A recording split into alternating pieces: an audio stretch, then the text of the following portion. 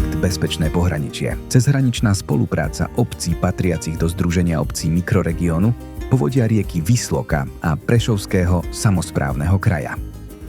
Klimatické podmienky sa zmenili, tak hovoria staršie generácie. Kedysi bol rytmus ročných období ako dobre známa melódia. Zima bola zimou, leto letom a ľudové pranostiky fungovali ako malé barometre. Barbora na blate, Vianoce na ľade. A bola to pravda. Dnes tieto slová znejú ako ozvena sveta, ktorý už neexistuje. Takéto násilné poveternostné javy, ako sú prívalové dažde, fujavice, výchrice či tornáda, sú prejavmi klimatických zmien. Nejde len o to, že je teplejšie, ale naša klíma sa jednoducho trochu zbláznila.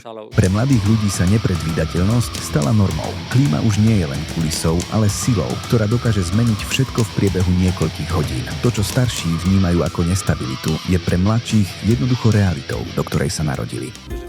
Skrátená životná perspektíva znamená, že mladí ľudia mnohé veci berú ako samozrejmosť. Myslia si, že to tak má byť, že v zime nie je príliš veľa snehu a keď potom nasneží, sťažujú sa, že sa nedá chodiť v krátkych rukávoch.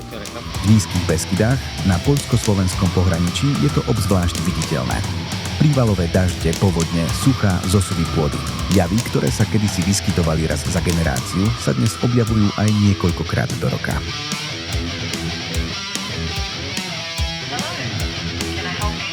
Ale ak svet nepríjme spoločné opatrenia, môžeme sa len prispôsobiť a pripraviť sa na nepriaznivé poveternostné podmienky.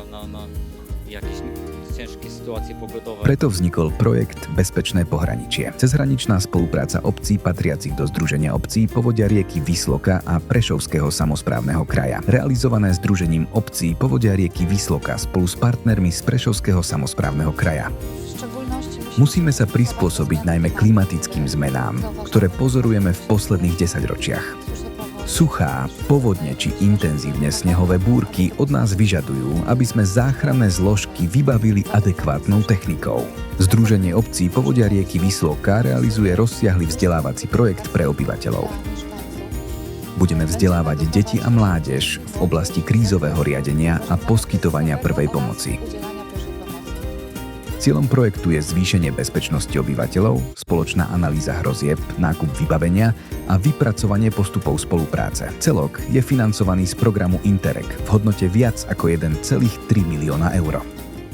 Predchádzajúci projekt, ktorý sa v súčasnosti realizuje a blíži sa k dokončeniu, sa ukázal ako jednoznačný úspech prostredníctvom spoločných aktivít, nákupov, investícií a spoločných cvičení, ktoré sa konali na území Slovenska. Tento projekt si vyžaduje aj našu spoluprácu, posilnenie tejto spolupráce a poskytovanie pomoci počas takýchto krízových udalostí. Sme veľmi blízki susedia, vzdialenosti medzi obcami sú skutočne malé a v krízových situáciách môže byť podpora takéhoto partnera, suseda, ktorého vybavenie poznáme. Klíma pohraničia stratila rovnováhu. Potoky sa menia na živel v priebehu hodiny a suchá vysušujú pôdu skôr, ako dokáže prijať vodu. Lokálne ekosystémy nedokážu držať krok s tempom zmien. Ročné obdobia prestali byť tými, ktoré sme poznali.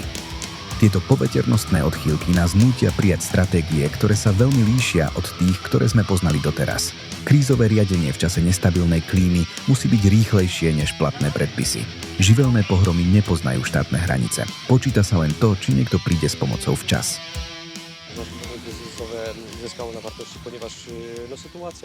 Krízové riadenie nadobudlo na dôležitosti, pretože situácia okolo nás, najmä klimatické zmeny, kladie na nás oveľa väčšie nároky a úlohy ako pred 15 či 20 rokmi. Realizácia projektu poskytne obyvateľom pohraničnej oblasti niečo, čo im doteraz chýbalo.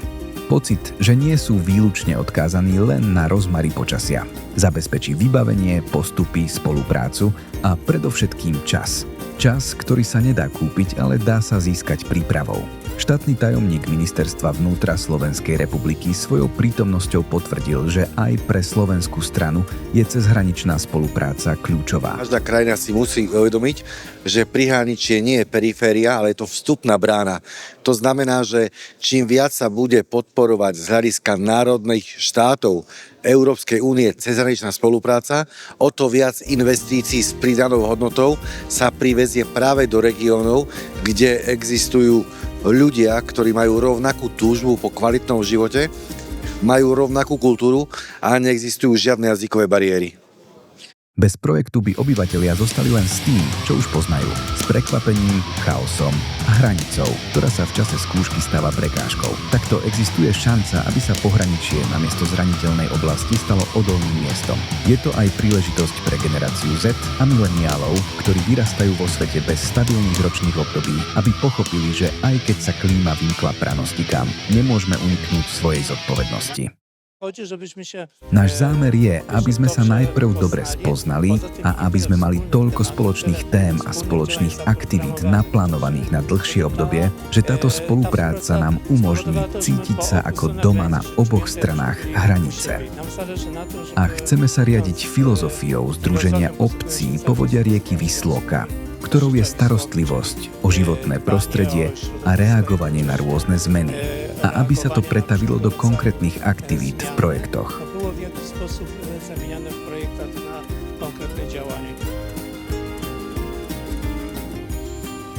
Lebo ako sa hovorilo v Poľsku, kde je medzi ľuďmi nezhoda, tam aj počasie udrie. A hoci nevieme predpovedať, či bude december biely a júl mokrý, vieme jedno. Keď sa klíma mení, nezostaneme v tom sami.